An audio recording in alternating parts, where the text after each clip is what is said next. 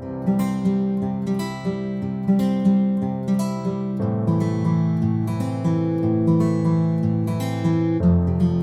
everybody. And we're going to get right to the meat of this presentation. We have a lot to go over, and we know you're going to have a lot of questions. We want to try to get to all of them before the end of the webinar. So just a reminder, we're going to be going until 3 o'clock Eastern. So if you can't stay on that long, we will be offering the recording, and you can find it on our website. You can find it on our YouTube channel, and Ebony will be emailing it out. And with all of that said, I'm going to hand it right over to Natalia Abrams, the president and founder of Student Debt Crisis, and she's going to take it from here. Thanks, Natalie, or Natalia, sorry, go ahead. Thanks, Ellie. Perfect. So yes, as Ellie mentioned, I'm Natalia Abrams with the Student Debt Crisis Center. You may have known us formerly as Student Debt Crisis. We became a C3 a couple years ago. So now we're Student Debt Crisis Center, and we're also joined today by our great partners, and frankly, the only company we trust in this space, which is Savi. So you'll hear from them shortly, but we can move on. Great. So today we're going to discuss the updates on Biden's loan forgiveness program, or the cancel student debt, in the Supreme Court, new policy changes, including the SAVE program, which is the new income-driven repayment program. In addition, the one-time account adjustments and fresh start for default. This is a lot of information, so we'll try to take it slow, but just, we understand that this is kind of dense information.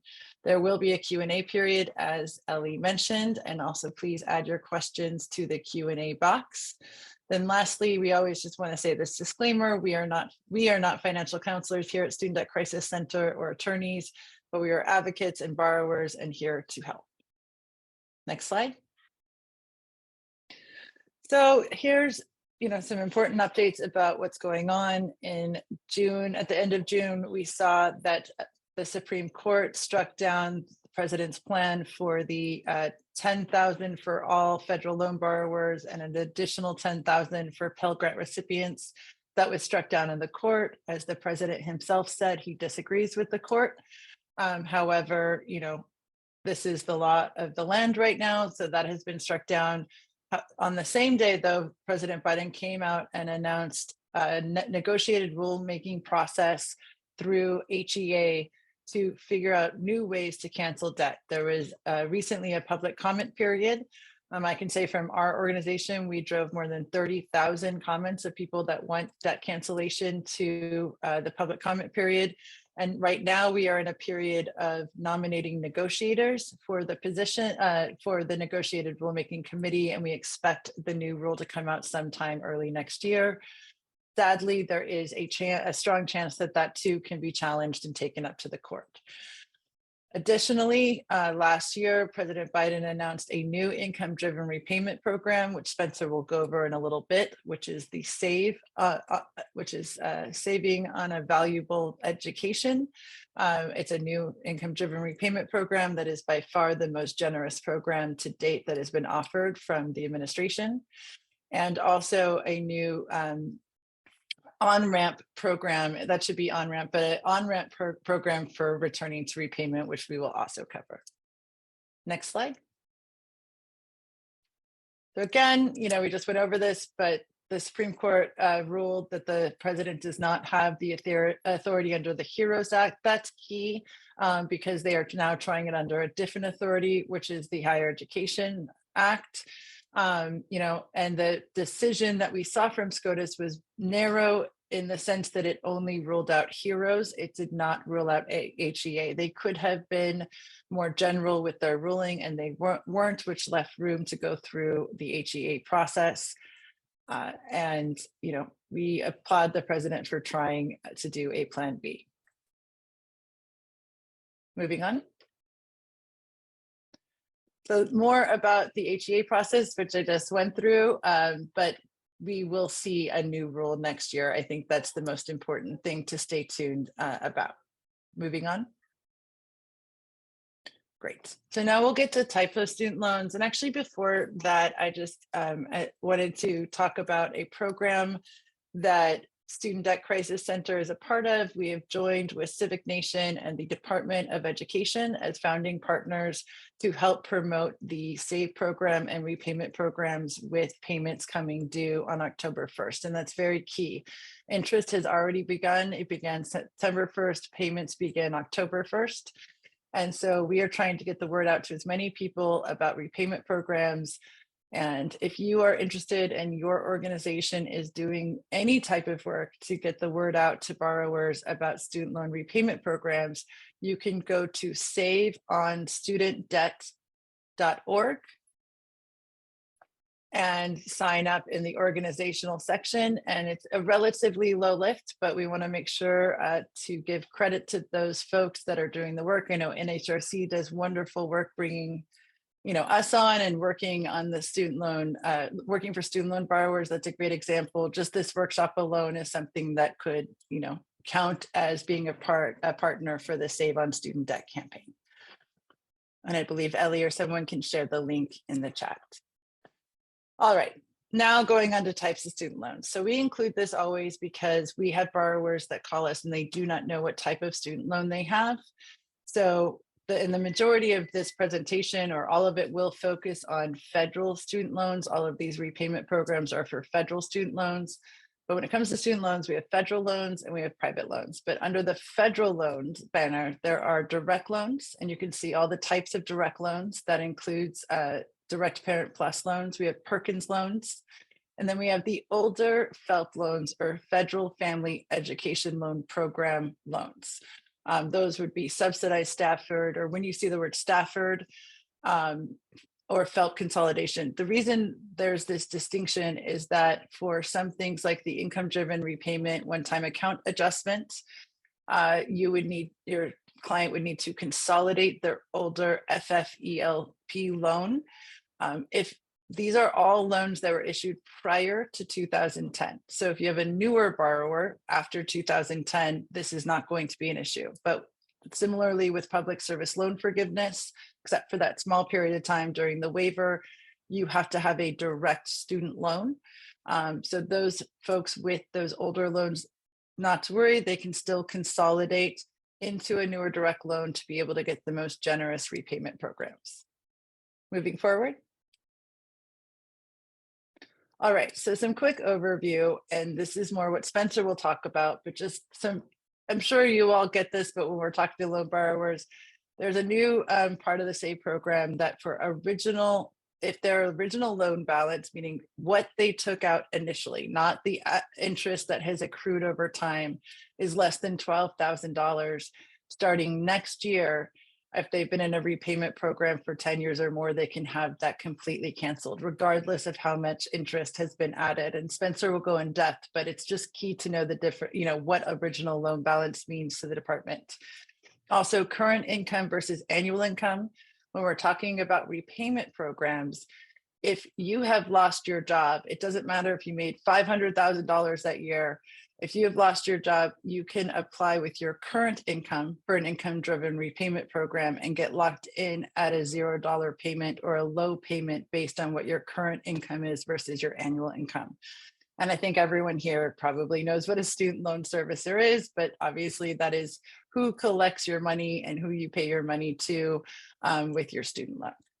Moving on. Great. And this is just a picture of the student loan servicers. This is helpful for student loan borrowers. Sometimes they don't understand if they have a federal or private loan.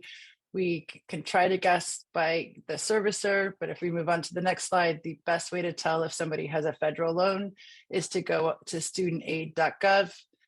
If their loan is there, it's federal loan. If their loan is not there, it's not. And we can move on.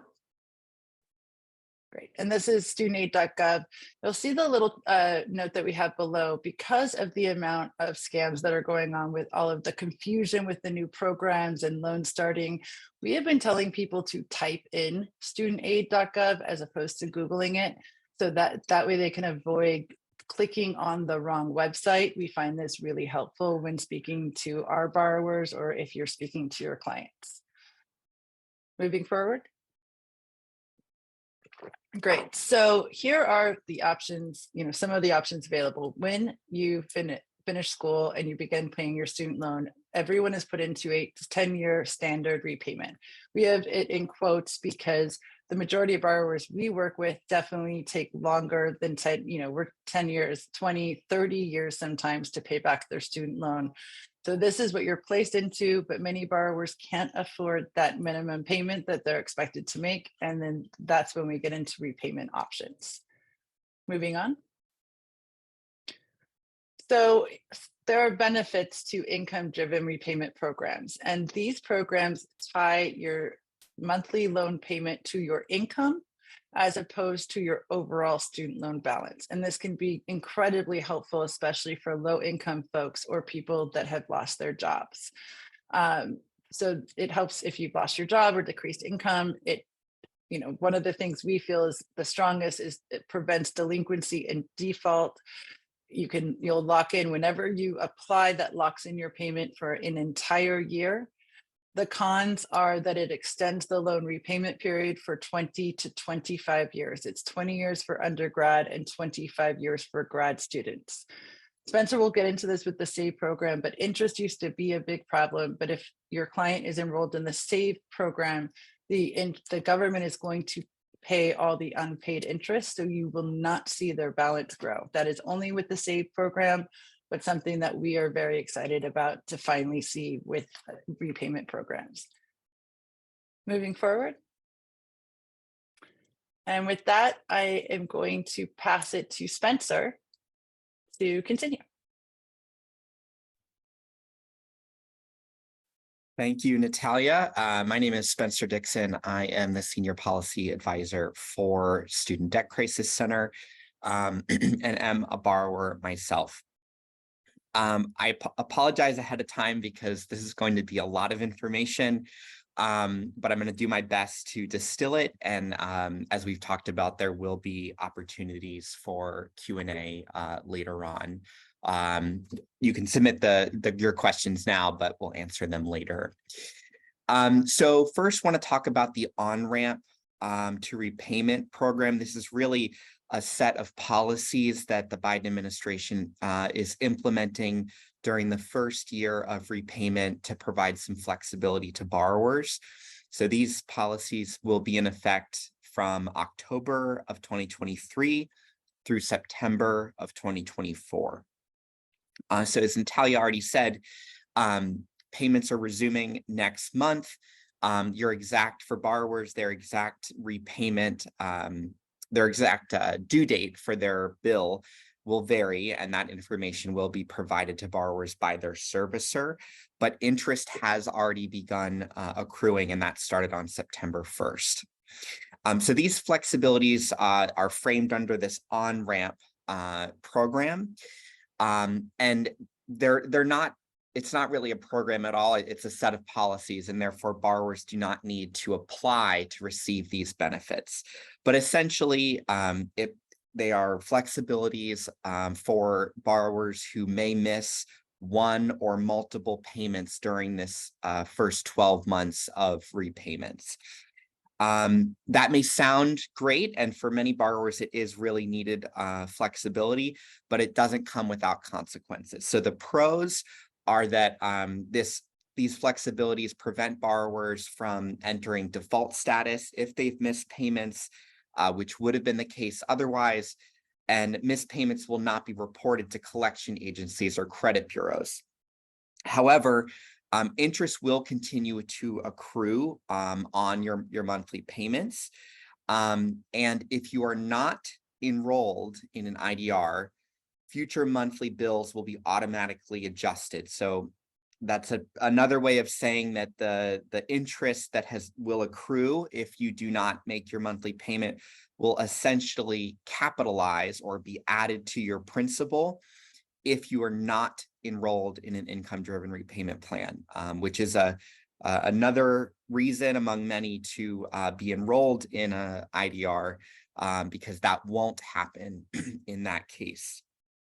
And then lastly, to keep in mind, missed payments during this period will not count towards the the qualifying payments for income-driven repayment and PSLF forgiveness.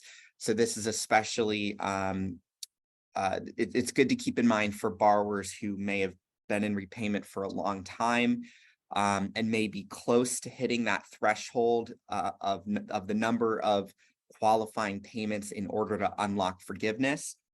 You have to actually make those payments for those credits to count. Next slide, please. So there are alternatives to repayment outside of the standard plan that Natalia talked about and the income-driven repayment plans, which she touched upon and I'll build on. And they're outlined here. Generally speaking, and I would say with the exception of consolidation, generally speaking, these plans are not the best fit for many borrowers. Extended repayment sort of does what it sounds like. It extends the period of time for repayment, but the monthly payments are still sort of based off of a formula, very much like a mortgage or car payment would be, and very, very much how the standard plan does that. Graduated repayment plan starts payments low and increases them over time, but they're not tied to your income. So they're very rigid. And extended graduated is a combination of that. Forbearance and deferment does put a pause on having to make your student loan payments, but there's really not a huge benefit in entering those with limited exceptions. Income-driven repayment plans are usually a better fit. And if a borrower is going through financial distress, that income-driven repayment plan, by and large, will reflect that by having a lower monthly payment. Consolidation is sort of its own beast, and I'll touch upon it throughout my presentation. Oftentimes for borrowers, especially given the flexibilities under the Biden administration, consolidation does have a lot of benefits and can be combined with income-driven repayment plans or pursuing forgiveness. So we'll talk about that a couple times. Next slide. So income-driven repayment plans, there are 4 of them. Excuse me. The revised pay-as-you-earn plan or repay doesn't exist anymore. It was replaced by the new SAVE plan. So SAVE is not a new plan in that it's not a 5th. It just replaces one of the 4 that existed. The pay-as-you-earn plan is going to be phased out. No new enrollments will be allowed after 2025. Excuse me. IBR is another plan, and for certain borrowers, especially those that still have older loans that have not been consolidated, this is an IDR that some can only benefit from, or this is the only one that they can benefit from, I should say. And then income contingent repayment is by far the least supportive and least generous in that it has the most sort of stringent financial requirements, but it is the only IDR that is eligible for Parent Plus loans. So that's really important to keep in mind. And as frustrating as that is, and it's certainly something that we disagree with from an advocacy standpoint, it is the law of the land. And so that is the only plan that loan can be repaid under the IDR umbrella. Next slide, please.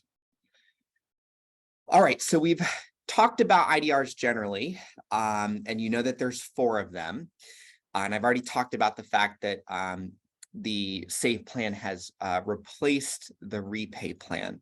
But now we're going to talk about the details of SAVE and compare them to repay because it replaced repay. So before doing that, let's define some terms. So borrowers enrolled in any IDR have their monthly payments determined by just 2 factors: annual income and family size. your loan balance is not a factor in determining what you're paying each month under an IDR. The lower a borrower's income and the larger their family size, the less they have to pay each month. Each IDR has different measures of what counts as discretionary income and different percentages of that discretionary income that you have to pay. To determine what counts as discretionary income, the IDRs have different measures of what's called non-discretionary income. Basically, think of non-discretionary income as what the government considers what is needed to cover your basic necessities, and therefore isn't counted as income that borrowers have to dedicate to pay their student loans. The higher the non-discretionary income threshold, the less of your remaining income will have to go towards paying your student loans. The new SAVE plan increases this threshold to the highest it's ever been, meaning that a single borrower who works full-time at roughly $15 an hour or less would have a monthly obligated payment of $0. Those making more than that would only have the income above that threshold counted in the calculation of how much they have to pay each month. So you can sort of think of the non-discretionary thresholds as sort of like taking the standard deduction on your taxes. Those first $12,000 or whatever it is for a single taxpayer does not count when paying your taxes. That's sort of how you can think of the non-discretionary income, and it increases based off of your family size. So the chart on the right of the screen there you see shows the difference, the impact that moving from repay to save is having. So under repay, the threshold where the government doesn't consider it income was about $20,000 for a single borrower. Now it's about $36,000. And again, that threshold increases the larger your household. Next slide, please. Another aspect of SAVE going into effect this summer is a big helpful change to many borrowers. In the past, borrowers enrolled in IDRs with relatively low monthly payment obligations like $0 or even $50 would often have monthly interest accrual that would be more than their monthly payments. For many borrowers, this accrued interest could then get capitalized, where I talked about the interest gets added to the principal.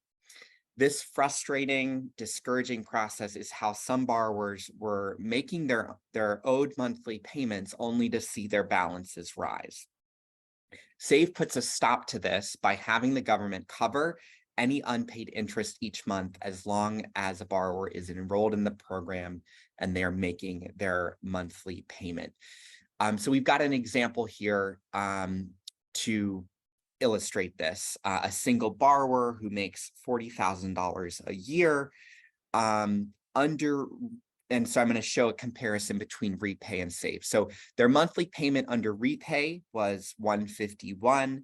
Their monthly payment under save is $60, and that is a result of that that increase of the non-discretionary threshold that I talked about.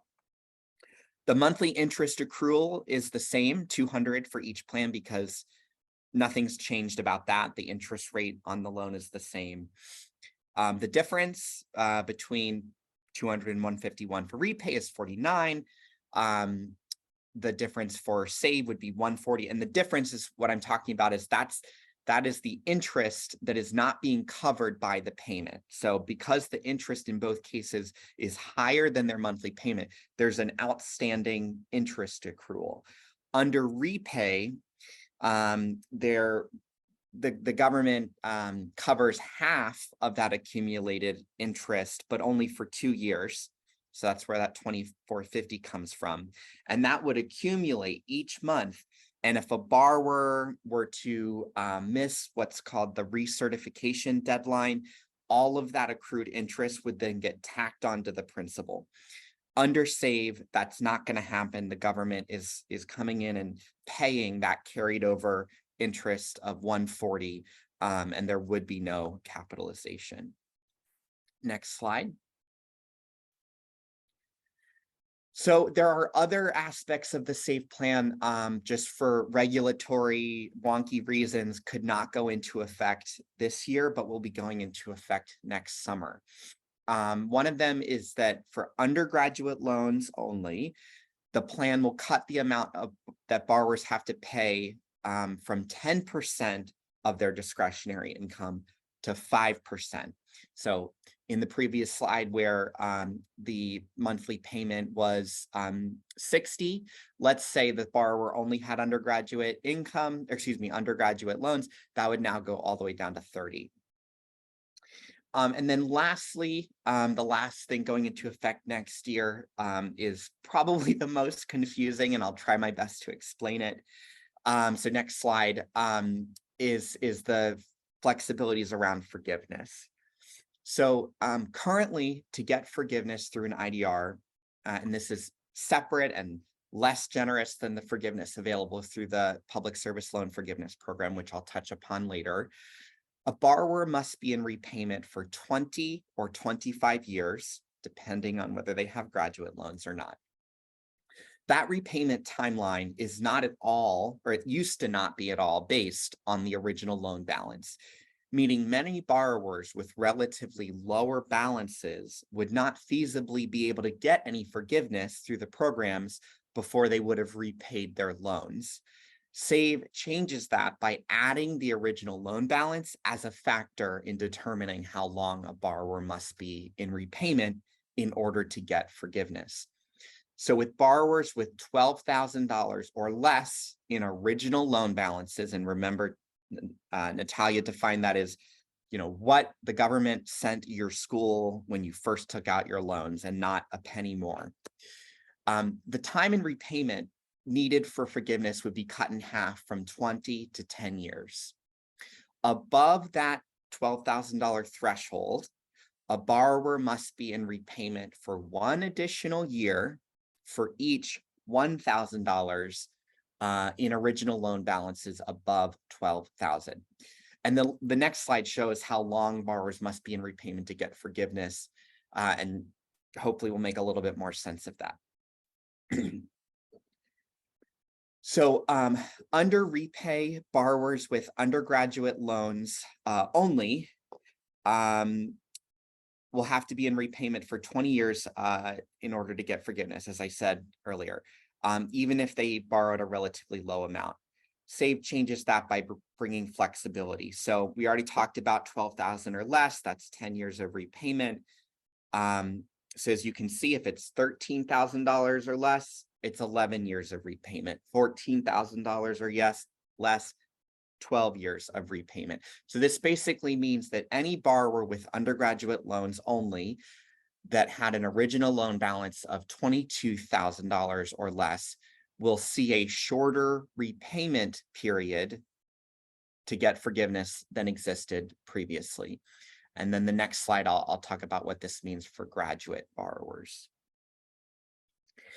If you have any remaining outstanding graduate debt, the earliest you'll be able to get forgiveness is 20 years if you have $22,000 in original loan balance or less. And just like the previous slide, the number of years of repayment increases by 1 year for each additional $1,000 in original loan balance, meaning that for anyone with any outstanding graduate debt who has less than $27,000 in original loan balance will see a shorter repayment period to get forgiveness compared to before the SAVE program. So next we'll just cover some FAQs about SAVE. So first, when can a borrower apply for the SAVE plan? Now.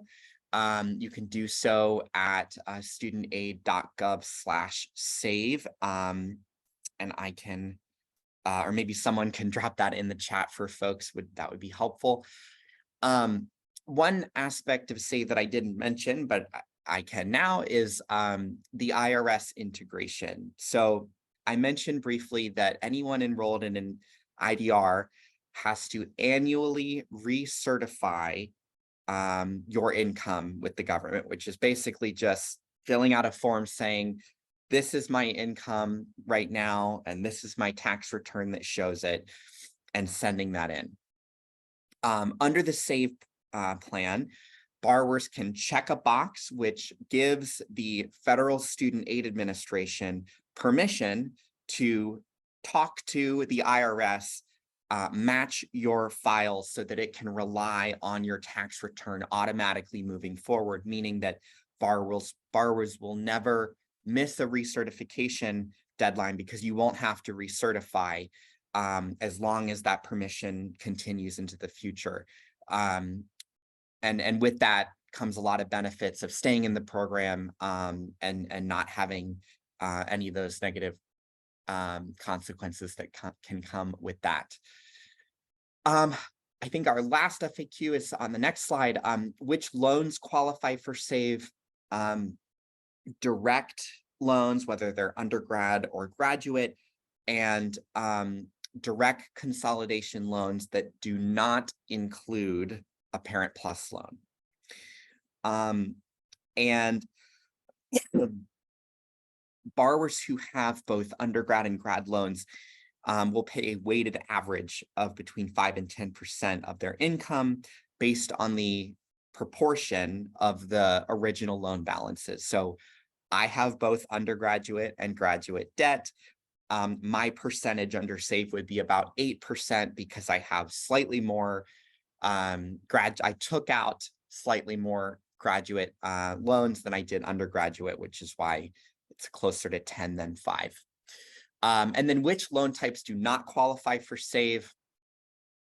Unfortunately, Parent Plus loans do not. And again, any consolidation loan that also includes a Parent Plus loan, it's as painful as it is to say, it sort of acts as a poison pill to your eligibility for a lot of these programs. And then if you have one of those older FFEL loans, that does not qualify. However, any borrower with one of those loans has the right and the ability to turn it into a direct loan by taking the FFL loan and consolidating it. But really, you can think of consolidation as like a conversion. You're converting it into a direct consolidation loan and unlocking your eligibility for SAVE in the process. Next slide. So as I talked about, payments under SAVE, like other IDRs, is based off of just two things: your income and your family size, not your loan balance. And starting this year, more borrowers will be eligible than ever for a $0 payment. And next year, borrowers with a payment of more than $0 will see their payments cut in half. So this chart on the left sort of shows the rough breakdown of what borrowers can expect to pay under SAVE based off of their income and their family size. The figures in gray, are above zero. Those are the payments expected for this year. Next year, when the percentage of discretionary income for undergraduate loans drops from 10 to 5%, those figures in gray would actually be cut in half for borrowers that only have undergraduate debt. So next, we're going to provide some examples to show what SAVE can do in action. So we've got a borrower here, Shannon, and we're showing the impact that SAVE can have over time. So Shannon has an annual income of $38,000. She doesn't have any dependents. She's a relatively new borrower in that she started repayment in 2019, so she's not going to be eligible for forgiveness, at least in the immediate future. Her monthly interest accrual is $104.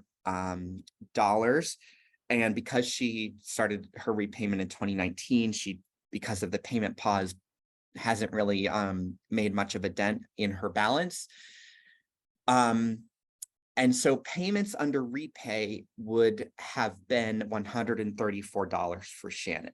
Under SAVE, that drops to $43, which again is the impact of that increased non-discretionary income threshold. Next summer, when other aspects of SAVE have gone into effect, her monthly payment will drop to $22 because that is because the percentage of discretionary income on undergraduate loans will have dropped from 10 to 5%. Another thing I want to mention before moving on is, as you can see under both repayment plans, Repay and Save, her monthly obligated payment is less than her monthly interest. And under Repay, that was going to accumulate over time. But under Save, the government is stepping in and covering any unpaid interest, which is a really big deal. Next, we're going to show an example about how the forgiveness flexibilities can come into play. So we have Mark. He has an annual income of $28,000 with one dependent. He's an older borrower. He began repayment in 2011 with a relatively lower loan balance of $15,000 and a monthly interest accrual of $62.50. Because he has a relatively low income, he actually would have had a $0 repayment under Repay, and definitely has a $0 payment under Save, and that's the case as of this fall. Looking ahead to next summer, when the forgiveness flexibilities go into effect, Mark's monthly interest and his monthly payment's going to be non-existent because his loans would have been forgiven, and this is because of the shorter repayment period that Save brings to unlock forgiveness. So recall that the threshold for getting forgiveness in 10 years of repayment was $12,000, and that for every additional $1,000 in original loan balance over that $12,000 threshold requires one additional year of repayment. So Mark began repayment in 2011. By summer of next year, he will have been in repayment for 13 years, which is the number of years needed to unlock forgiveness at his loan balance level, original loan balance level of $15,000. So this just illustrates the impact that those flexibilities on forgiveness can have on borrowers. Next, just going to cover briefly the enrollment process.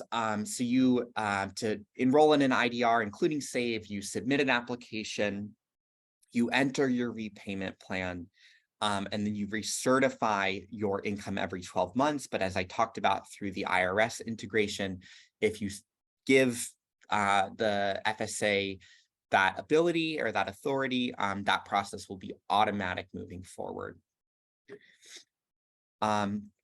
Next, I'm going to talk about the one-time account adjustment.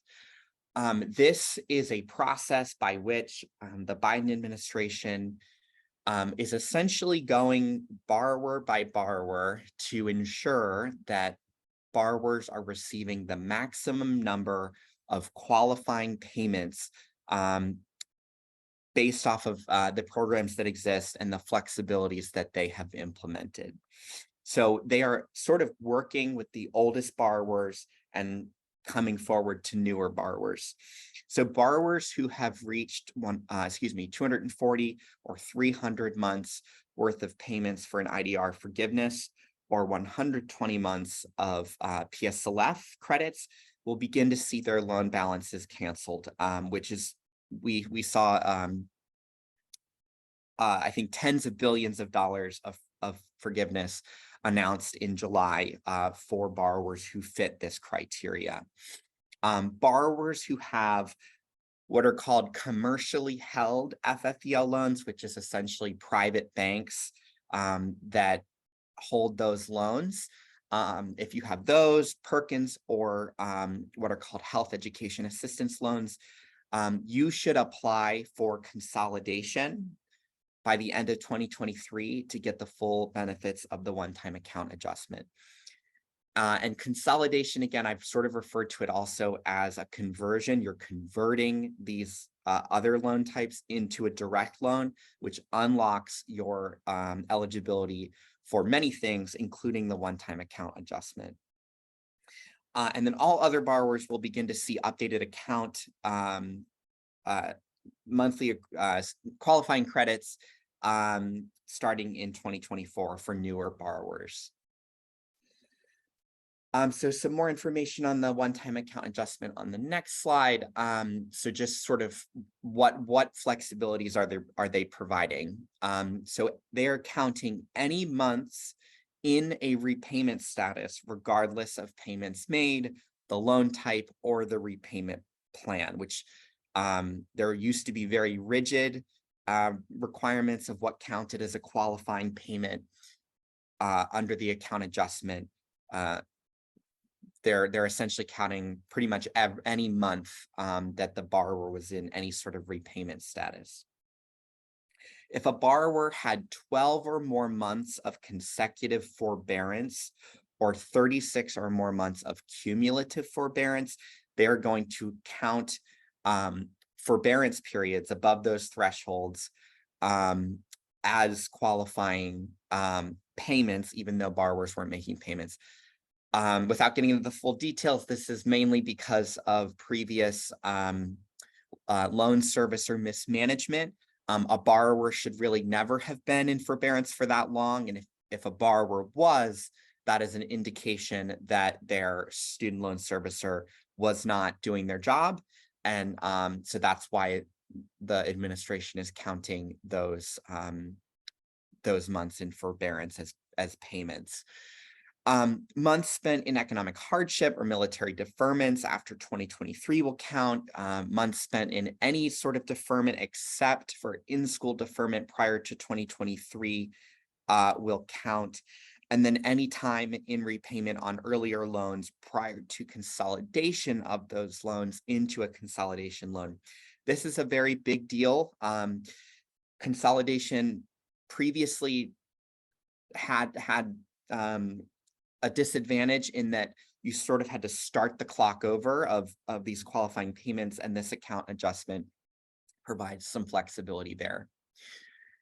So the next slide brings this into action through an example. We have Diane. She is an administrative assistant at a private firm, which means that she is not eligible for public service loan forgiveness.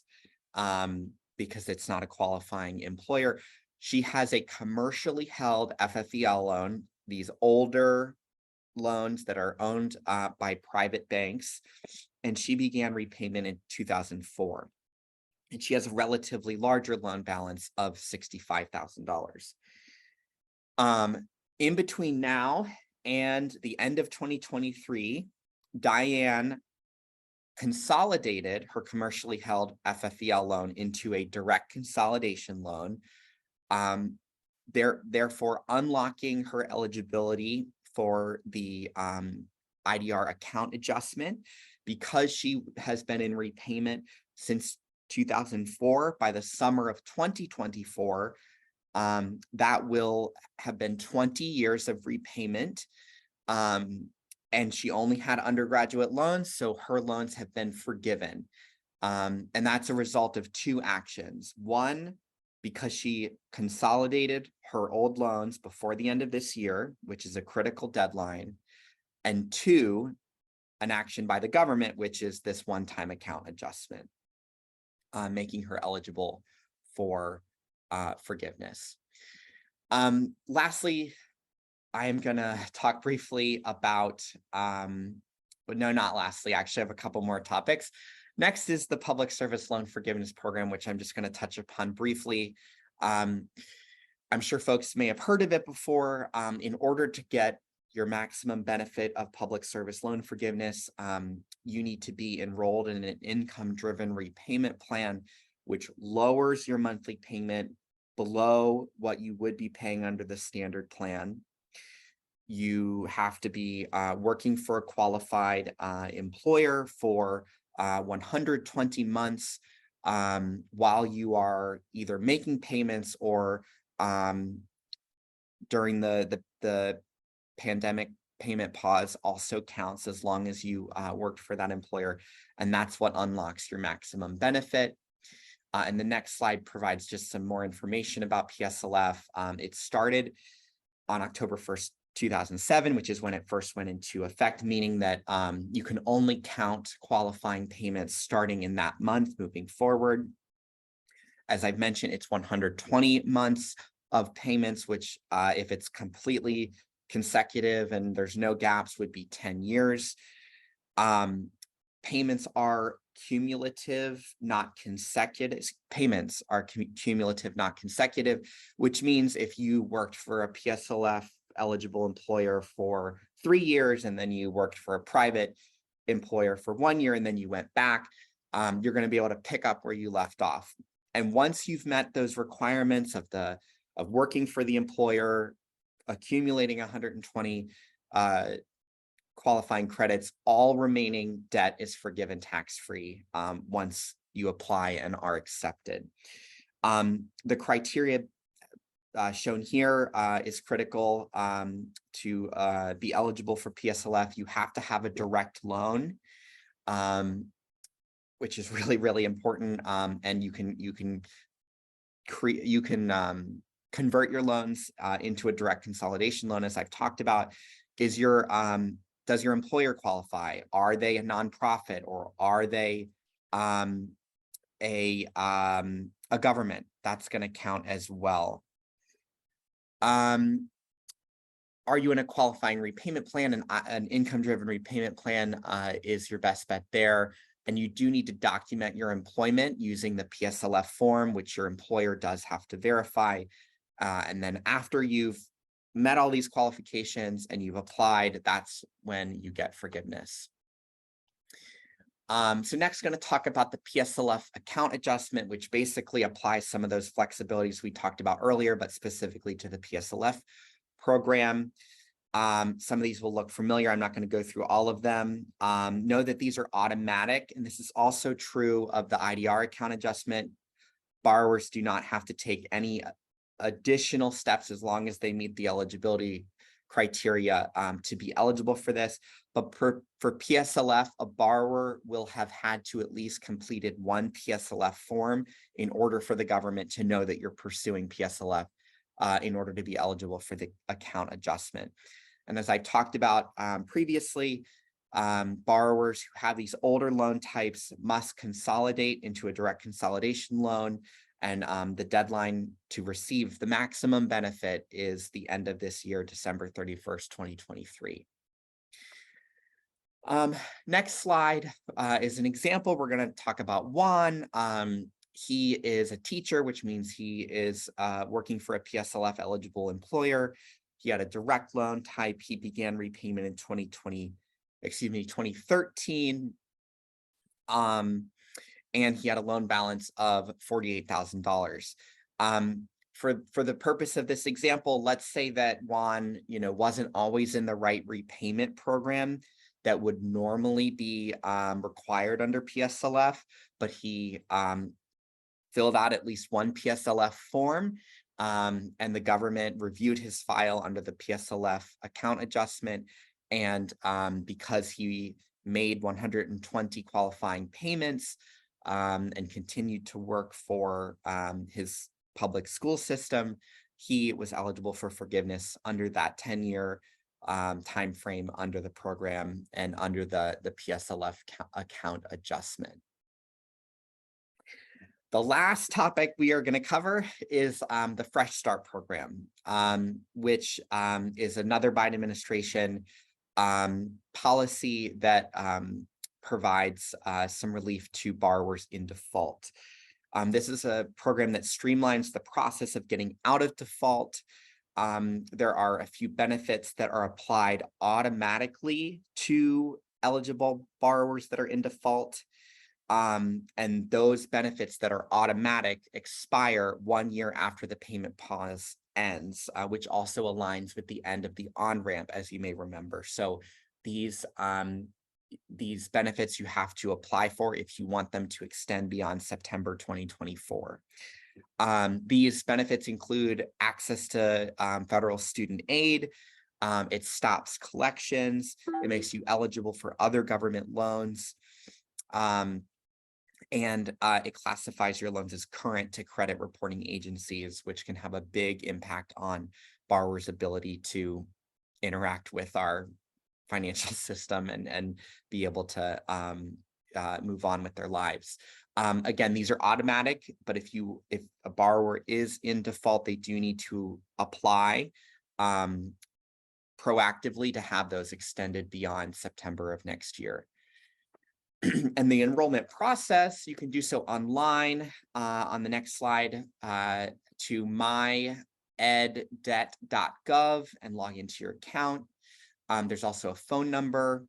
You should look at your income before calling. This will be a really brief process.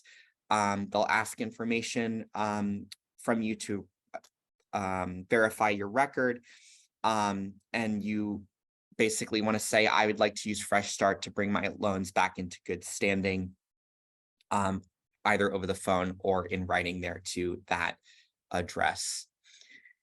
All right, so we're just going to close out by reminding you on the next slide that you can file issues or complaints with various entities if you're having trouble with your student loan servicer, or if you are seeing any predatory behavior or solicitations that end up being fraudulent. So the Department of Education Student Loan Ombudsman can resolve discrepancies with loan balances and payments, explain your loan interest and collection charges, and identifies options for resolving your issues related to consolidation, servicer quality, default status, bankruptcy, income tax offsets, and other concerns.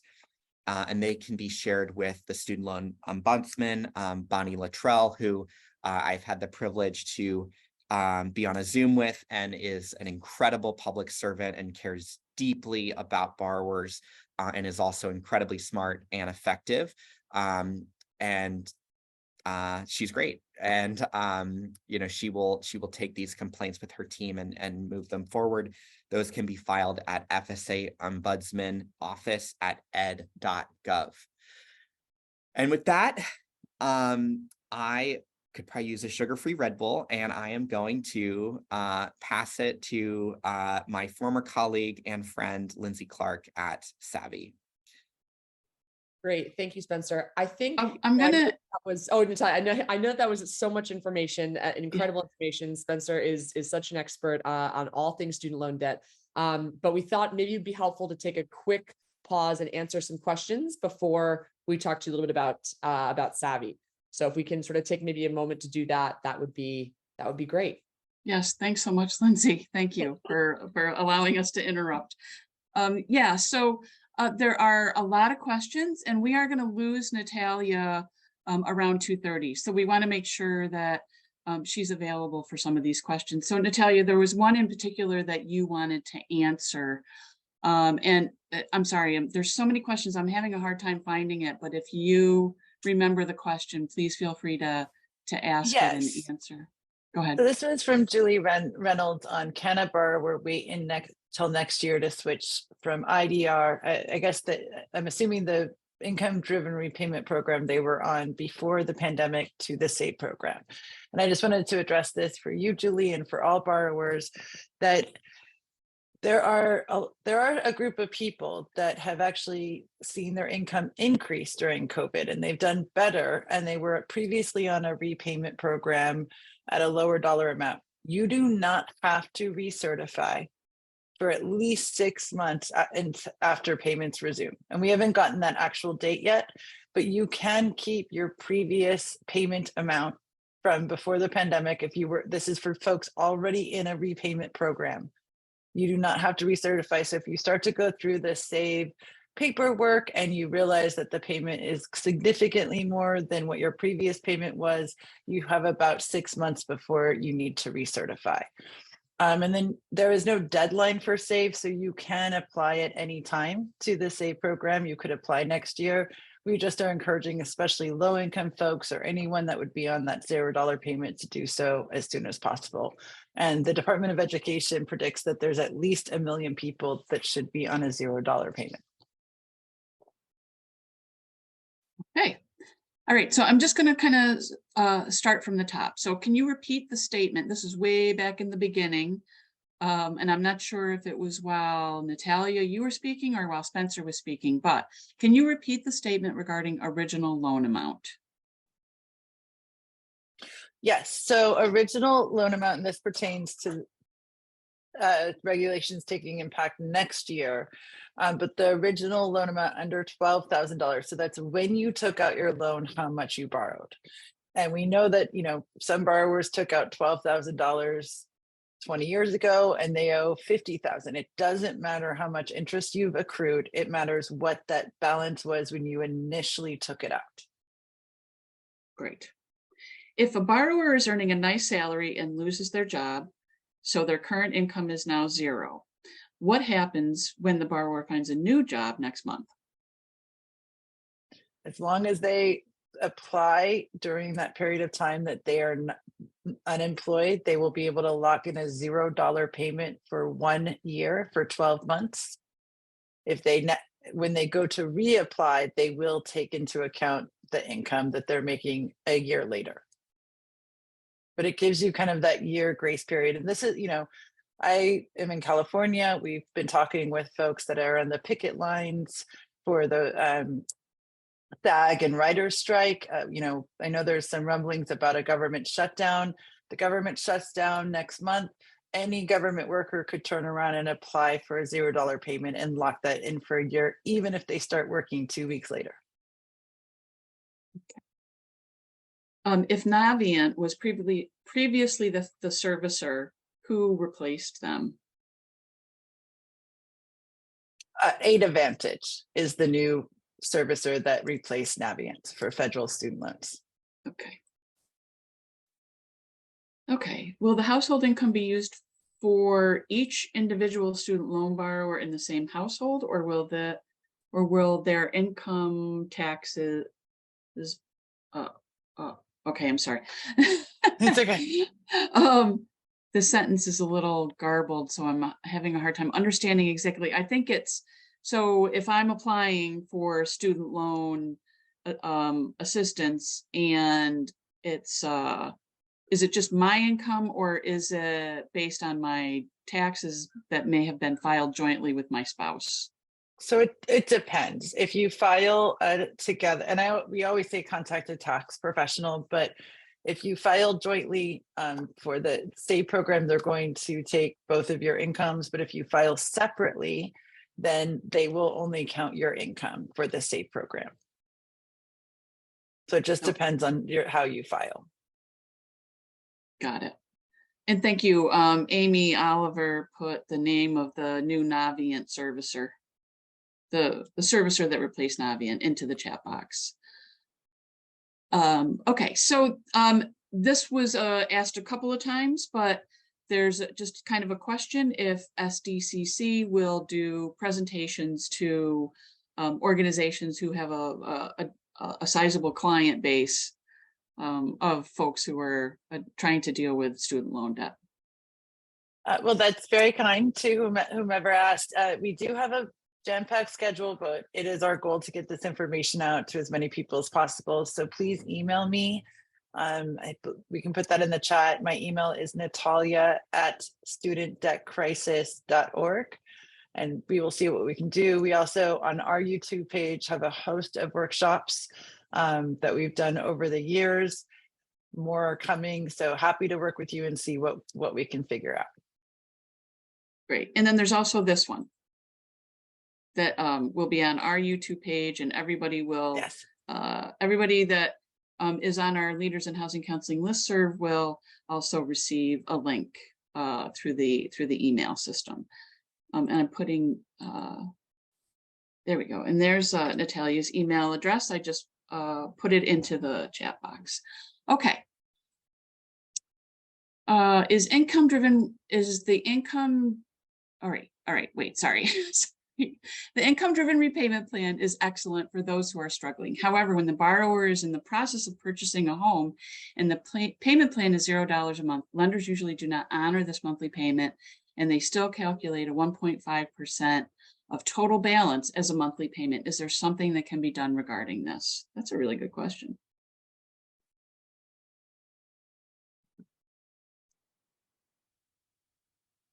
I'm sorry, can you repeat the ask again? Sure. Unless Lindsay, you caught that. When a borrower is in the process of purchasing a home and the IDR payment plan is $0 a month, lenders usually don't honor this monthly payment, and they continue to calculate 1.5% of the total balance as a monthly payment. Is there something that can be done regarding this?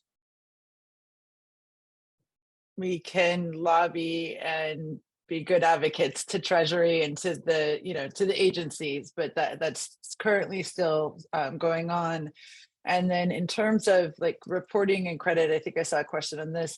There's some confusing language on the on-ramp, which this is why we're encouraging people to understand the pitfalls with the on-ramp, is that interest will accrue. And while the Department of Education and the loan servicers are not reporting to credit agencies, they cannot guarantee that it won't have an impact on your credit or credit score.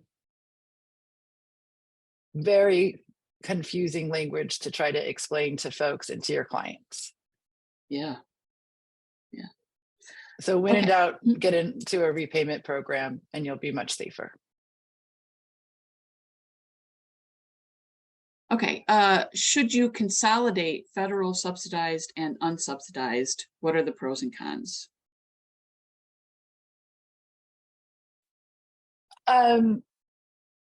Right now is one of the safer times to consolidate, going with the current one-time account adjustments.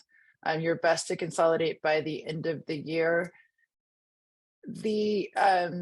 Typically, when we're not in an adjustment period, it would reset your clock, because when you consolidate, it's a new loan. But I believe, and Lindsay or Spencer, correct me if I'm wrong, but if you consolidate now, they will take over your income-driven repayment credit count, and that won't be lost as long as folks consolidate by the end of this year. Correct. So Spencer is giving a thumbs up. You won't be able to see him because we're on speaker view, Spencer, but he's giving a thumbs up in agreement to what Natalia said. So, all right. What about the students who graduated during the pandemic when things were paused? How do they onboard?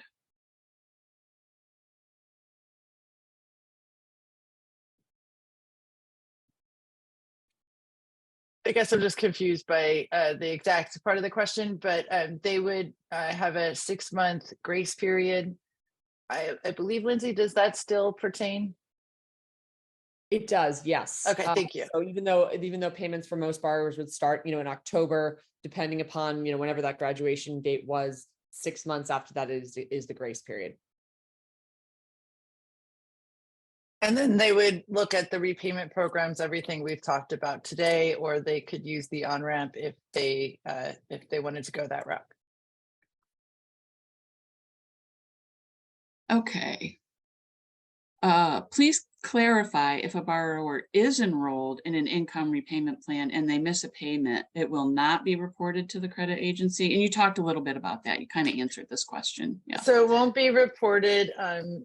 Yeah, but we can't guarantee from, this is more, I guess, insider knowledge, but it sounds like they didn't make, an appropriate agreement with the credit reporting agencies to protect us, which is really unfortunate. I'm noticing some questions popping into the chat, and folks, please put them in the Q&A box, because the chat box keeps scrolling in, and I don't want to miss your questions. Y'all always ask really great questions, and we don't want to miss any of them. Okay.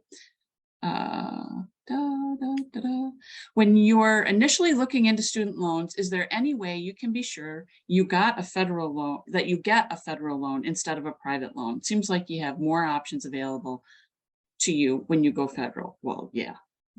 Yeah, absolutely. Yeah. And there's just no laws requiring the private loans to have repayment programs or take care of you or help you if you're in default or public service loan forgiveness. The best way to see if you have a federal loan is to go to studentaid.gov. Well, I think what the question is, when you're Oh. applying for a loan, for a student loan, how do you make Oh, sure? so that you apply through FAFSA. That is where you're going to get your federal student loans, is through the FAFSA system and application. And But that's it. And a great answer to another question, right? Is Sorry, how do Lindsay, I you tell? just said something. You go Yeah. I was just gonna say, you can access that FAFSA at studentaid.org. .gov. Okay. Studentaid.gov. Sorry, I'm sorry. Yes. I say that Chris- website probably 100 times a day, but yeah. That's okay. Christy just put that link into the chat. Okay, is there such a thing as double consolidation of parent plus loans to then qualify for repay or save plan? Oh, somebody knows the loophole. So yes, it just is complicated, and it can take some time, but we have been told, and I think, Spencer, we haven't even had a chance to talk about this. We have been told that there is this loophole. So if you have multiple parent plus loans, or you have your own loan and a parent plus loan, if you're able to do a double consolidation, which, keep in mind, each consolidation could take months, then you could then apply for the SAVE program. Apparently they will be closing this loophole sometime mid next year. So you would want to get on that right away. And we are still wrapping our heads around how this works, but yeah, that questioner is correct, and there is a loophole that allows that to happen. So Natalia, I think I'm going to give this about another 5 minutes at tops. So are there any questions that you noticed in the chat box that you really want to make sure you're answering before you are on to your next call? I think I just saw a few on just income-driven repayment. I see this questioner asking about individuals' rent or mortgage. Unfortunately, income-driven repayment programs do not take into account cost of living. They should. We know that varies from state to state. It really is based on that discretionary income amount, and that's how they do it over the poverty line. That is the only, factor they use to base your payment on. Okay. All right. Can the repayment be changed when the income changes during the year, since these programs are based on previous tax year? You can reapply for an income-driven repayment program multiple times in a year if you need to. So if you've applied and then you lost your job, or you've had a reduction in hours, the only reason you'd want to apply multiple times is if your income's going down to lock in a lower payment. And to add to that too, I was going to say, supporting documentation on those applications, you don't just need to use your tax return. You can actually use a pay stub from the last 90 days. So if that's a more accurate representation of that current income, let's say it's fluctuated, or someone who's even hourly, and from 1 month to another, maybe they're working more hours, fewer hours, that income fluctuates, they're going to want to use a pay stub instead for one of those lower months. And they're going to basically extrapolate that month's income as if it was the yearly income. And that's a lot of things borrowers don't know about. So I recommend, especially for borrowers who do have fluctuations in their income, to use their pay stubs instead. I will say, somebody just put into the chat, Ruslan Williams just put into the chat that you could have your borrower contact the student loan lender and request a payment schedule, even if it's for just $1.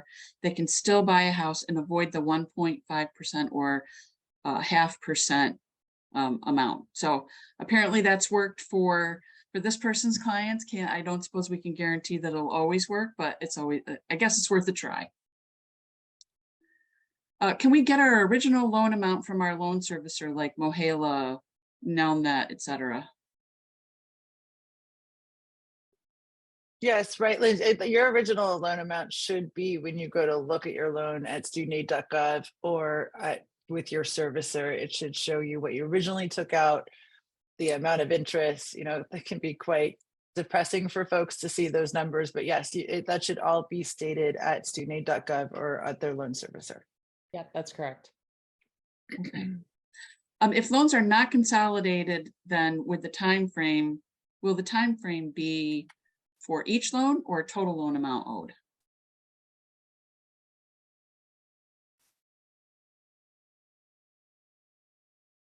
I'm not exactly sure of the question being asked, Natalia. I'm not sure, Spencer. I'm not sure if you have an inkling either. But usually with consolidation, if you can consolidate one loan, if you have multiple loans, you can consolidate multiple loans together. And that will, if you have both unsubsidized and subsidized loans, they will be consolidated into, a direct consolidation unsubsidized and a direct consolidation subsidized. So as far as the time frame goes, you're going to benefit most by consolidating before the end of this year. After that, not as much. But if you consolidate before the end of this year, it will take on basically the credit count of your oldest loan type. And that will bring, for many people, closer to forgiveness. And so this question came through so many times, and we did kind of answer it, but I just want to make sure, other than that one loophole that you talked about, Natalia, there's no forgiveness plan for Parent Plus loans, correct? If the parent works in a public service job, they can do a direct loan consolidation and then go through public service loan forgiveness, but the parent themselves has to be working, not the student. Okay. And the other thing I would just add is that the ICR program is the only one eligible, which it's very, very, to give you a sense, it's 20% of your income over the poverty line.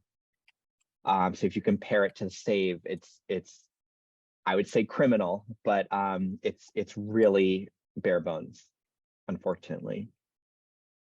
So there were a couple of folks in the chat chatting back and forth about how they took out these Parent Plus loans. So you do have some opportunities. You are working at a nonprofit organization that's eligible. So this is a possibility for you. Okay. All right. So I'm going to just do one more question. To be clear, there is no more 10-year forgiveness. Now it's 20 to 25 years. No, there is 10-year public service loan forgiveness that still exists. That has not been impacted by the Supreme Court decision at all. It is safe. So that for public service workers, there's 10 years of forgiveness. Then for everyone else on income-driven repayment programs, it's 20 years for undergrad and 25 years for graduate students. Okay, so that was the last question I was going to ask, unless Natalia, there was anything else that you spotted in the Q&A that you feel like you want to do. Okay, great. All right, so with that, I'm going to hand it over to Lindsay to move on to the next portion of our presentation. Great, thank you, Ellie. Thank you all, and you're in great hands with Lindsay. Thanks, Natalia. Thanks, Ellie. And again, thank you so much to Spencer. That was truly sort of an amazing, overview, but really going into the details on all of these sort of shifting policy changes that are going on in the student loan world. So I'm here to talk to you a little bit about Savi, and I'll give you sort of a background about us and who we are and what we do. But we've been working with NHRC for a couple of years now, and we also work closely with Student Debt Crisis Center to provide a technology and a service to help borrowers, maybe like yourselves, the communities that you serve. I'm a borrower myself, I'm a Savi user, but to help us not only better understand our student loan debt, but to actually navigate successfully from start to finish around some of these overwhelming and complicated programs. And while they have improved a lot, especially over the last couple of years, we understand, again, how just difficult it can be to figure out what your best options are and then navigate through the administrative burden and paperwork. So that's exactly why we're here. Our co-founders founded Savi back in 2017, right when they were seeing so many borrowers get rejected from the public service loan forgiveness program. It had about a 99% rejection rate, and a lot of them were administrative and clerical errors. And so they decided to do something about this, and they founded Savi as a technology startup so that we could help borrowers not only save more money each month by enrolling in things like income-driven repayment plans, but really take on the onus of that paperwork for them, monitor their applications, and ensure they actually reach the finish line. And so that's exactly what we do. We are based in Washington, D.C. We work with a lot of nonprofit and advocacy groups to support their communities and members. And so I'm excited to talk to you all today about how you and your communities are able to access the Savi tool and resources to help with the burden of student loan debt. So when it comes to Savi, basically we try to simplify and digitize the process. I'm going to show you in a little bit here how we're going to ask you some basic questions around your student loans. And from there, we're able to show you what your best options would be, what you're eligible for. And then if you decide to enlist our help, we actually take on the burden of that paperwork for you and help you to enroll in these programs and then monitor those applications to ensure they reach the desired outcome. I can't tell you how many borrowers we work with that try to do these things on their own and never reach that finish line. Along the way, though, you're able to receive sort of personalized one-on-one support from our internal team of student loan experts. And speaking as a borrower myself, I know how valuable it can be to be able to pick up the phone, know you're talking to the same person that you've been talking with this entire time, and get the trusted advice you need. So on these next couple of slides, I'm going to show you just a little bit about what this Savi account offers and how you are all able to take advantage of it. And I think we're going to put a link in the chat, excuse me, so that you can start to access this yourselves. So if we can go to the next slide. So right off the bat, when you start with your Savi account, you're going to have your Savi dashboard. And this is sort of like everything, almost like mission control for everything Savi. It's where you're going to be able to do and see a lot of different things, regarding your student loan situation. And I'm going to go into more detail on that in a little bit. On this next slide, you're going to see how you can actually invite your friends and family to benefit from Savi as well. You can enter in those email addresses. We want to try to help as many people as we can, so you can spread the word and give access to this tool as well. On the next slide here, so there are a couple different ways to use Savi. First of all, anyone can use it completely for free. You can enter in your information, see your best options, and from there, you can decide to either complete those applications on your own, what we call our DIY program, or you can upgrade to Essential. And for NHRC members, we offer a special sort of price of $50 a year. And that basically gives you access to one-on-one support, all of the application submission and support that you could ever need for both income-driven repayment as well as public service loan forgiveness. And that is a discounted rate for NHRC members. All right, so when you're ready to get started with the process, it's fairly simple. So if we can go to the next slide, I'm going to show you sort of and walk you through what this looks like. I can almost liken it to a TurboTax for your student loans, or that's sort of the best analogy I can use to describe it. We're going to ask you some basic questions around your family size, your tax filing status. Again, these are important factors in calculating that income-driven repayment amount. On the next slide here, you'll see we're going to ask some questions around your income. Have there been any fluctuations in your income? This is an important question because it allows us to determine what supporting documentation we're going to ask you to attach. Maybe it's your tax return, maybe it's your pay stub, right? And as I mentioned when answering that question earlier, that can be a big differentiator in helping to lower that monthly payment amount. Then on this next slide here, we're going to ask you about your employment. And this is really important for determining your potential eligibility for programs like public service loan forgiveness or teacher loan forgiveness, or hundreds of others. We have a database of all of those public service loan forgiveness eligible employers in the country. So when you start typing in that employment name, it'll pop up from a drop-down menu. You'll be able to select it. And then we'll ask you some further clarifying questions to really refine that eligibility estimate. Now, I highly encourage anyone to enter not only their current employment, but any previous employment they might have had, because as Spencer discussed, public service loan forgiveness is retroactive. The program began October of 2007. So any employment from October 2007 to present day that is qualifying is fair game. So you can add as many previous employers as you need to. And again, that's just going to help us to refine your estimate. And then once you've done that, the last part of this on this next slide here is just syncing your student loans. So if we can move to the next one.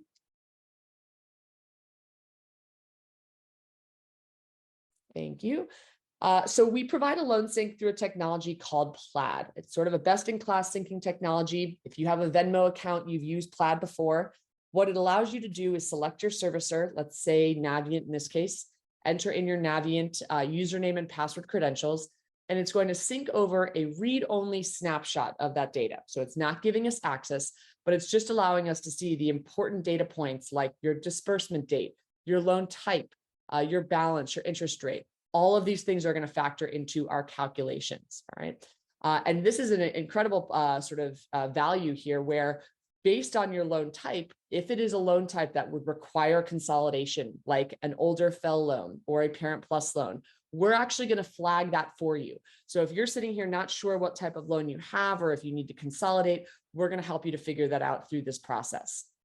So once you've synced your loans, that's pretty much the final step. On this next slide, you're going to see what we call our plan results page or plan options.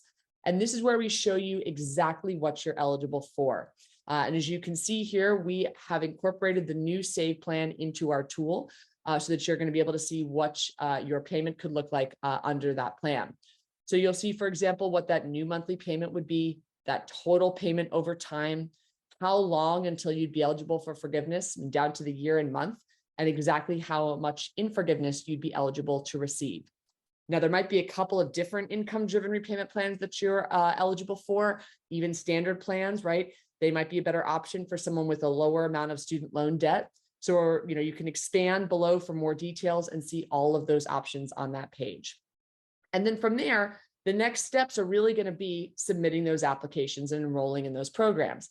And again, that's where you can do that, completely on your own, or you can enlist Savi's help and upgrade to that essential plan. I'm going to show you on this next slide just a little bit about what that sort of looks like. So with the click of a button on the left-hand side here, you'll see someone with 3 different employment periods, which is going to require 3 PSLF employment certification forms. And with the click of a button, they can initiate those forms. We will send them to the borrower to sign. And then we'll actually send them to the borrower's employers to get their sign off, collect those signatures, and submit it to Mohila Servicing on their behalf. This reduces a lot of the human error and the time and delay that can go in when trying to get these forms signed off on. On the right-hand side here, you'll see an example of how we pre-fill and digitize those income-driven repayment plans. Again, we make it really fast and easy to be able to submit those right away to your servicer. And then once submitted on this next page or right here, you'll see the application monitoring. So on the left-hand side, you can see someone again with 3 different employment certification forms in progress, as well as their income-driven repayment application. And then zoomed in, that borrower can see exactly where they are in the process, what's been submitted on their behalf, what they might still need to do, estimated wait times. Again, one of the most frustrating things as a borrower is the lack of transparency that you have into what's going on with these servicers. They might reject your application and you're not sure why. You submit an application and don't hear anything for months on end, right? So we're going to be able to help you navigate through that process to ensure you are successful. And then last but not least, on this last slide, I wanted to talk about the customer support that you're offered through this Savi account. So we have an interactive help center that you can access at any point in time. You can also reach out to our support team and contact us through your Savi account, sending us a message, or you can give us a call. And that number there might be a little small, so I'll make sure to put it in the chat, but we're available weekdays from 9 a.m. to 5 p.m. Eastern. So lots of different ways to get in touch and get the help and support that you need. All right, so with that being said, I think we are going to take some more questions. I know you guys have a lot of great questions coming through. So Ellie, I will turn it back over to you. Great. Thanks, Lindsay. So there are a couple of Savi specific questions, so I'm going to go to those first. So the Savi account cost of $50 annually helps to guide the debtor to the appropriate repayment options for them. So before, Lindsay, you get into that, the first thing I want to say is that $50 amount annually is for NHRC members in good standing. So it's a different rate if you are not a member of NHRC. We'd also have a rate that is for folks that are HUD-approved housing counseling agencies but are not members. And then it's again another rate if you are if you're not a HUD-approved housing counseling agency and you're not a member. So, and then otherwise, Lindsay, go ahead and answer the rest of the question. Yeah, so I might have gotten lost in trying to follow that there, but yes, Savi is going to basically help be able to show you what your best repayment options are, and then if you choose the DIY option, we'll send you directions and instructions on how to fill out those applications on your own. But yes, we are basically going to route those applications to your servicer for you, and then monitor them with you to make sure that they achieve that desired outcome. You can kind of think of us as, trying to reduce the friction that many borrowers feel between, them and their servicer. So that's sort of where we stand, right? Kind of in the middle. Great. All right, so I'm going to go back to the top. There are over 40 questions, so bear with me. Okay, so Spencer, I think a lot of these questions may be also directed to you, so you can come on camera and unmute yourself so that you can answer quickly. So we'll try to get through as many of these as we can. We gave him a long enough coffee break, right? There you go. If someone paid down on their loans during the forbearance, will the payments be recalculated with a new payment plan if they were previously on some type of IDR plan? Generally, no, because IDRs do not take into account your loan balance. It's not going to change your monthly payment moving forward. If that borrower is on a path to forgiveness, if they're pursuing public service loan forgiveness, or they've been in repayment for close to that 20 or 25-year threshold, if they have undergraduate loans or grad loans, I would actually advise asking for a refund, because as long as, let's say you were on the PSLF track, if you were working for a PSLF eligible employer during the payment pause, that is almost a third, actually over a third of the amount of time needed to get PSLF forgiveness, and you're basically getting it for free. And so there's really no reason you would want to pay during the payment pause if you'd be getting those credits for free. Because I guess just to say it again, as long as you were meeting the employer qualification for PSLF during the payment pause, those months still counted, even though you weren't making payments. So I don't know if you see in the chat, somebody just mentioned that according to Mohala, refunds for payments during COVID had to be processed before 8/28/23. That makes sense. I kind of forget that we're already into September, and the payment pause is effectively, it is over. Like, even though payments aren't due until October, statutorily it is over. And so that's probably the reason why, unfortunately. I'm in denial about the end of summer as well, so I hear you. Okay. We talked about that one. Okay, if someone has undergrad loans but hasn't yet incurred grad loans, but plans to, should they apply for Save Now or wait until they finish their grad work? I would say there's no disadvantage to applying to Save Now. I'm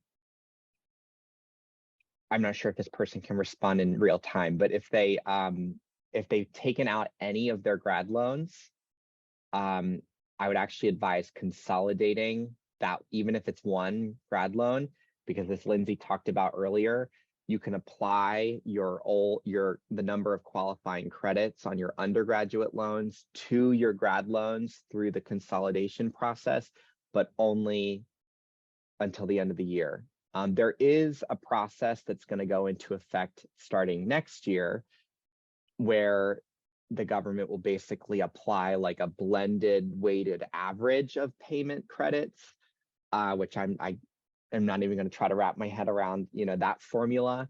But it's to the end of this year where you get that full sort of catch up credit process.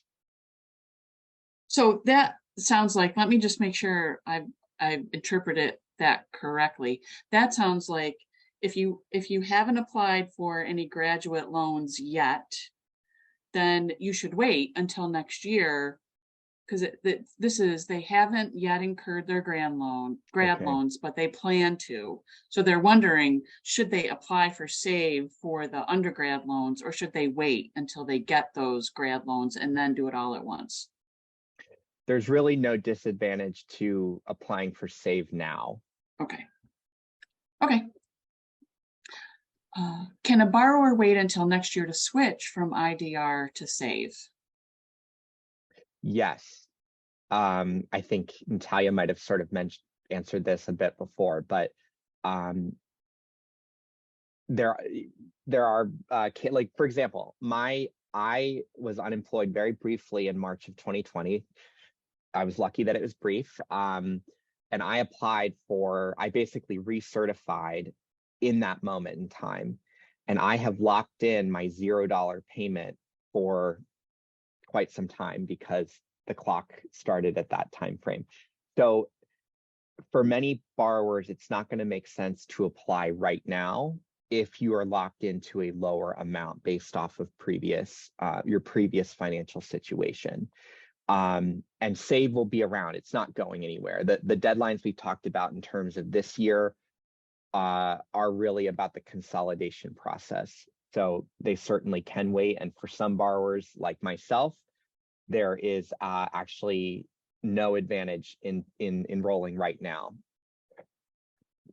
Okay. If your IDR is incorporated with SAVE, does the PSLF still apply? So SAVE is a type of IDR. Like, think of IDR as an umbrella, and then there's individual programs. There's 4 of them.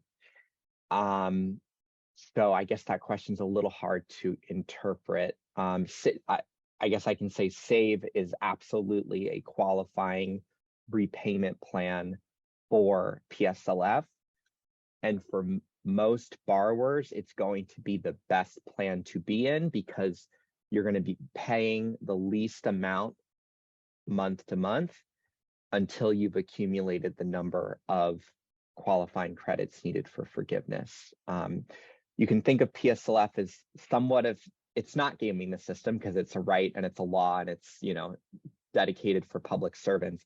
But the way that you really need to best take advantage of it is pay the least amount legally possible every month, so that you set aside, you want to keep your balance high in a way, because that's going to be how you get the most benefit, if that makes sense.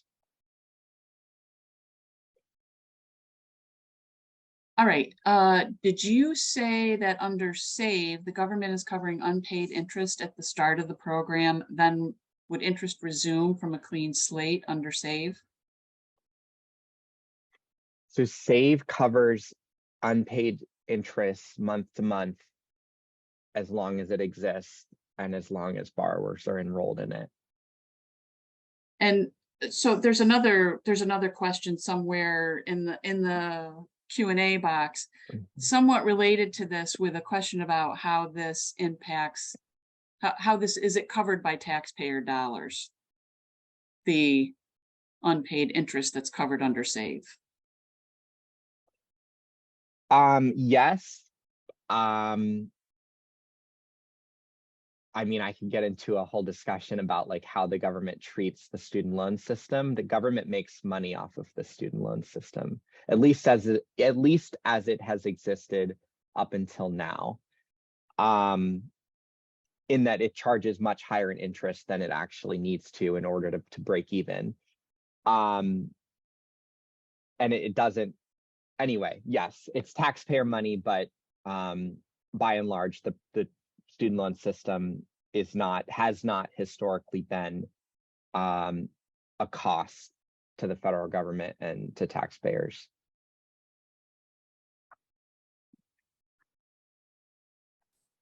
Does anyone know why all of the SAVE features were not rolled out at once? For example, why 10% this year and 5% next year?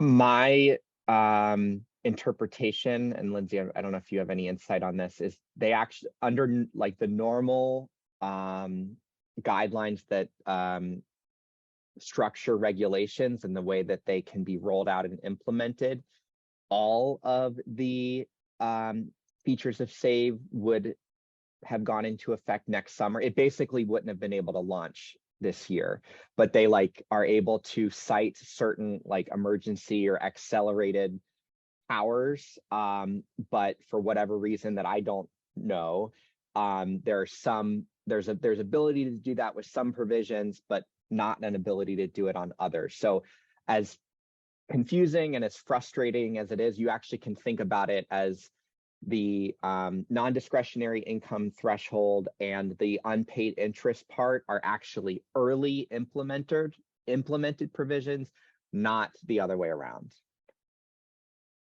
Yeah, that's a great way to think about it, Spencer. And you're spot on. They, instead of waiting on the entire program, as a whole to being able to be implemented, seeing as payments were resuming in October, they wanted to be able to provide a pathway for people to resume and make it affordable. This was the best option. Okay. Let's see. I'm a little confused on the forgiveness and save. Same. I have a client that has older and less than 10-year-old loans. Okay. So if I'm interpreting that correctly, that borrower should consolidate Their household loans. is two. Okay. Oh, I'm sorry. There's no, you didn't. There's more to the question. Oh, okay. Sorry, did I cut out? Maybe I'm the one that cut out. All right, so older, so they have the two loans, right? Their household is two, but their income is around 66,000.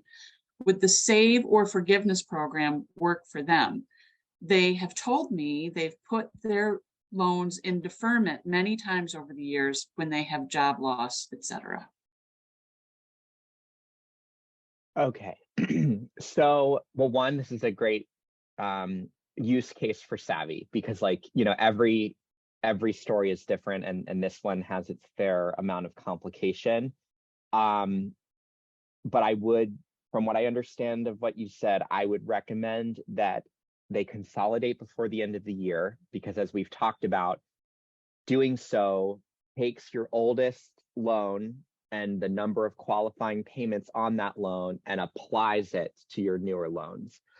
But that application process, that 100% application process ends if you don't consolidate by the end of this year. And there's going to be some sort of weighted, blended sort of formula. But long story short, borrowers will be less, there's less of an advantage next year than this year if you consolidate.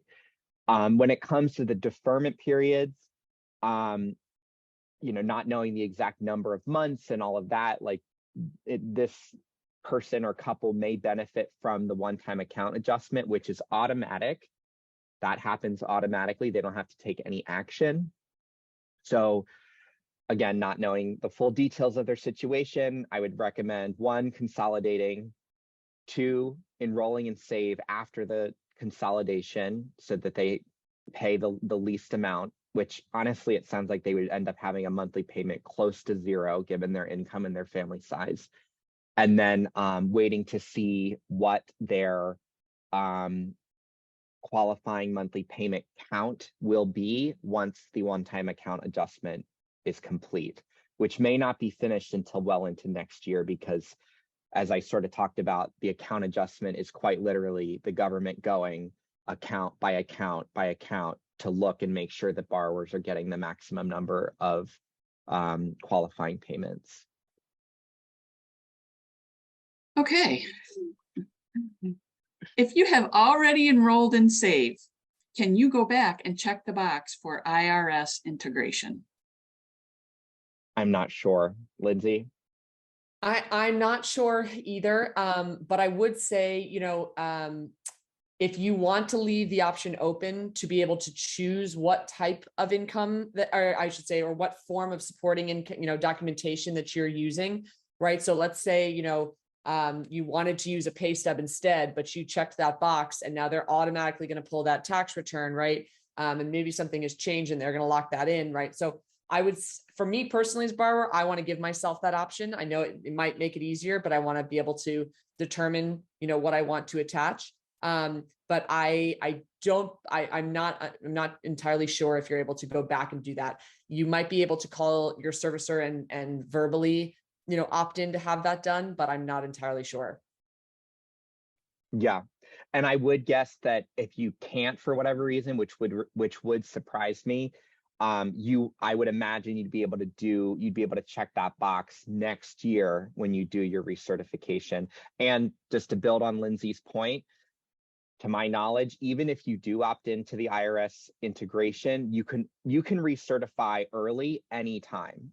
And so let's say you lose your job, you can recertify immediately, letting them know that your income has dropped to zero because it's your income.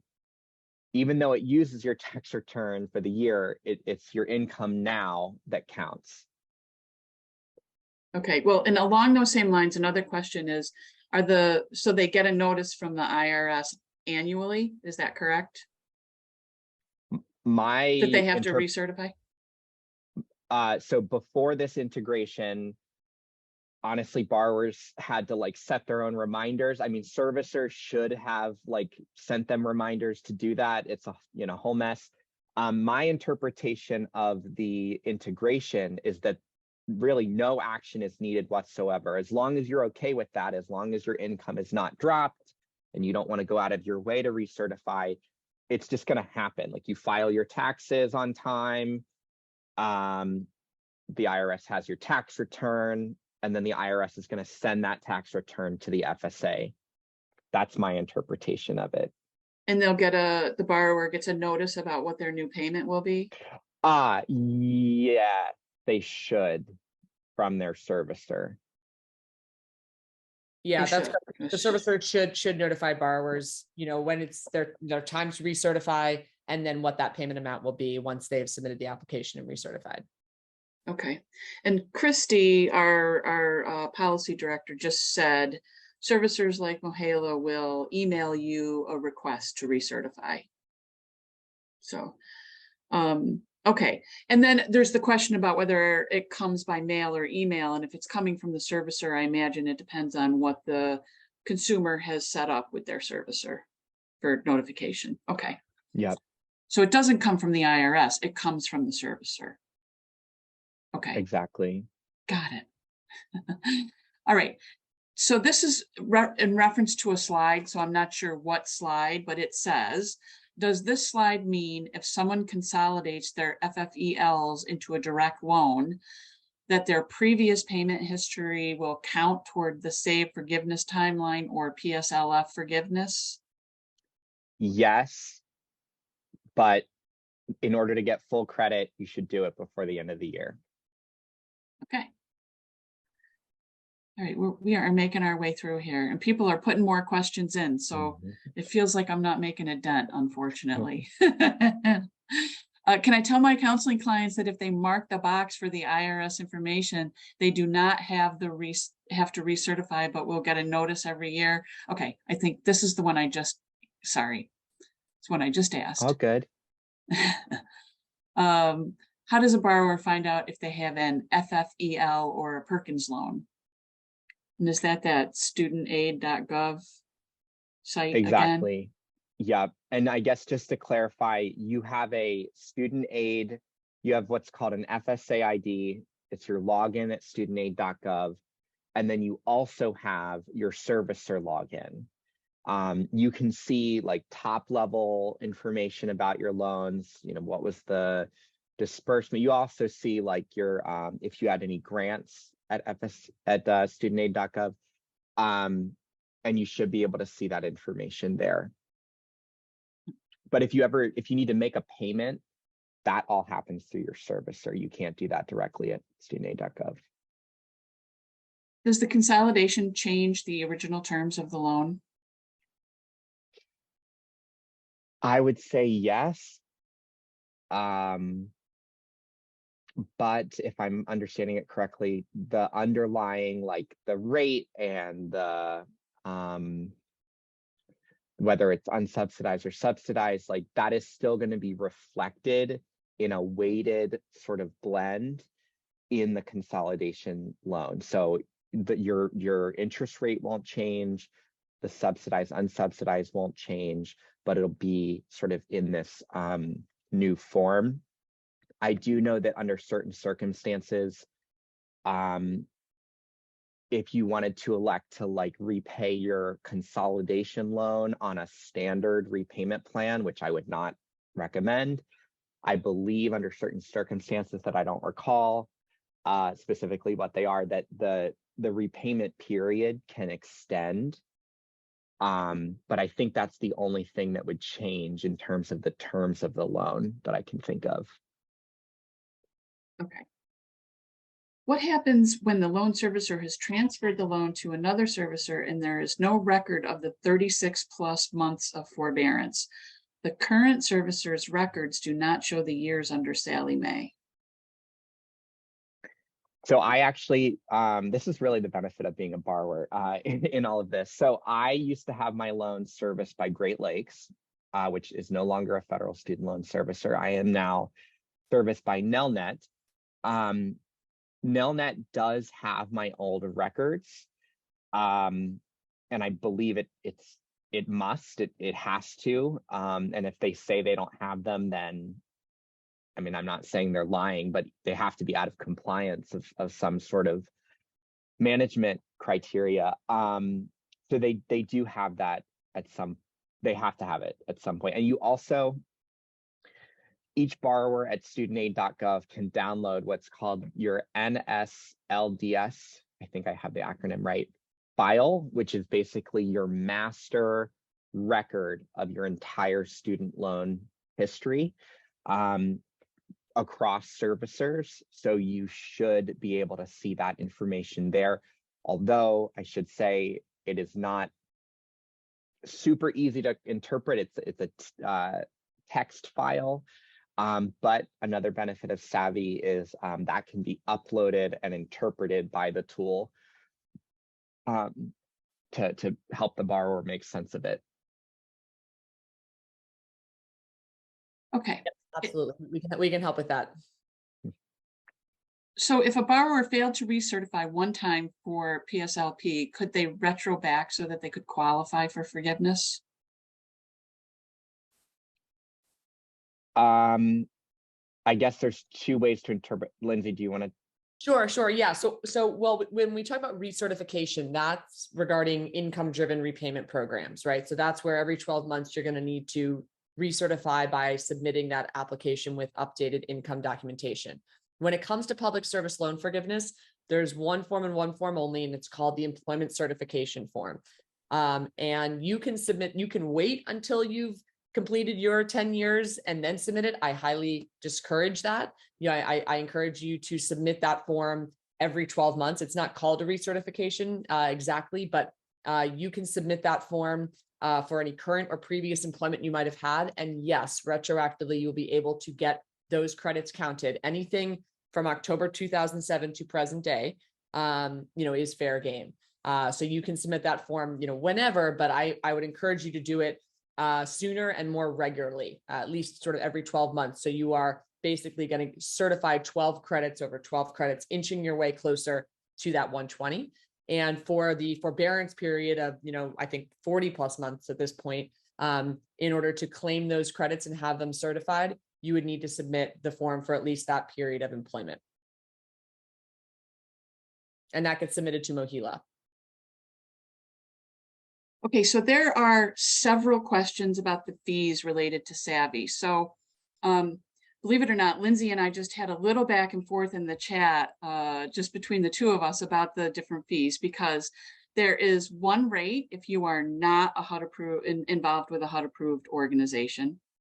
There's another rate if you are involved with a HUD approved organization but are not a member of NHRC. And then there's a third rate if you are a member of NHRC.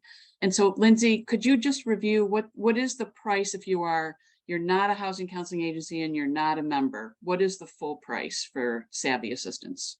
Sure. So that full price is $60 a year. Again, you can access and use the site for free, see your best options, et cetera. But to upgrade to that essential That's at $60 a year. And I will say it's 100% money back guarantee. So if you feel unhappy with the services in any way, which, I hope you won't, then you can request a refund. So that is for non-members. And that can be found at nhrc.buysavi.com. We'll put that link in the chat. And then for members, that fee has been reduced. It's $50 a year for those essential services. And members have that link. We aren't going to Yes. share that publicly. Only members get that link.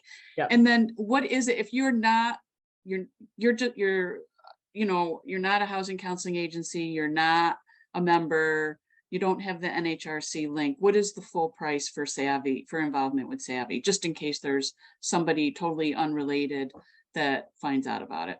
Yeah, so it's usually $90 a year for those essential services. Again, you can still utilize the tool, for free, see your best options under that DIY. But those sort of essential, where we're providing, phone and dedicated expert support, all the application, submission and monitoring, that's at $90 a year regularly. Okay. It looks like there were lots of questions about the rates. For Savi, if I have you do all the paperwork for me, is there an additional fee other than the annual cost? How much is the fee for, we just talked about the fees for HUD counseling agency, but is there any additional fees other than the annual cost? And I will say, by the way, it's per person, is that correct? Yes, yes, it is. There's no additional cost. And, we have borrowers sometimes where maybe they will upgrade that first year, right? And we'll take care of all of the paperwork for public service loan forgiveness, right? And then after that, they feel like they've got the swing of things and, they just maybe need our help once in a while, right? And don't need that essential service, right? So you can decide year to year how you want to utilize the tool. There's no sort of recurring fee or additional fee. You can decide that on your own. Okay, and the way that you get the discount is that you sign up using the link that I just put in the chat.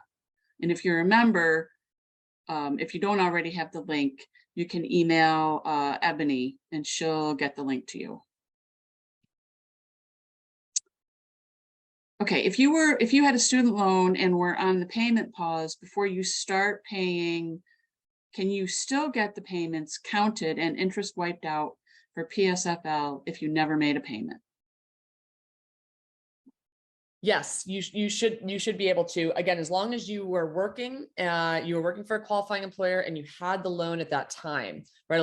You sort of need all of those things simultaneously in order for those credits to count. So yes, you'll retroactively be able to get those credits, even though perhaps you've never made a payment on the loan. Again, those 40+ months of payment pause count towards the 120 credits you need total to achieve forgiveness under that program. So that's putting you a third of the way closer without, basically having to pay a dime. So it's very impactful. Great. Well, unfortunately, we have run out of time. That was the last question that I can take, and it's Ebony Cartwright that you can email. And Ebony, if you'd pop your email into the chat, and I'm going to hand it over to Bruce to finish us up. Excellent. Thanks, everybody.